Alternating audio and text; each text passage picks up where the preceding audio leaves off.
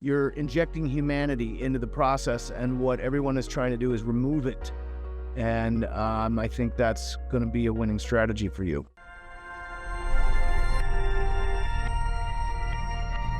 Where you're not using a predictive dialer and you're not pushing the boundaries of compliance, and it's much more personal. If you leave a voicemail, you're leaving it for that person about that piece of property. It's not just some generic message. That always works better. It's much more time consuming, but it's more to what you described as your liking, kind of that old school, although it's only two-dimensional, it's kind of a personal touch. You're injecting humanity into the process, and what everyone is trying to do is remove it. And I think that's going to be a winning strategy for you.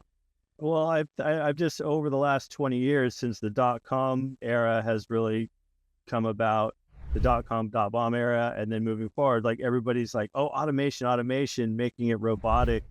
And people are over it, man. It's been 20 years since we've been bombarded with emails and automated phone calls and AI now. It's like people are just tuning it out. Like, you know what I mean? I don't like to hear it. I want to talk to somebody. Like when I call for customer service and this and that, they put you through this automated freaking abyss of automation. And it's like, man, I just want to talk to somebody.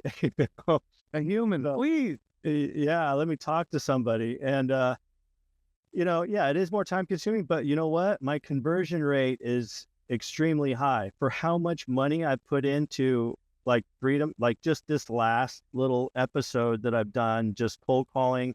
And especially now with Freedom Soft allowing us to pull data that's included in your membership, which saves me a few $100 a month, and pulling a list from another source and then importing it into free. It saves time, it saves money. And then doing the cold calling, it's just like for what I've spent and just on that one deal, like it's 30 times over of what I spent, monetarily anyway. Of course, I'm spending my time, but I'm looking at where the skill sets are and where the tasks are, and what I'm going to do with what I'm doing, and with my new partnership. Because even though I'm initially responding to these incoming leads, and I want to talk to these people, I want to make a connection, and through the initial call of getting the data, I also want to make it personal, build some rapport in the process, and I've turned around, like the deal that I did with you just now. The owner, like on the first cold call, my girlfriend did it initially no, I did it. Actually, this one I did the initial phone call.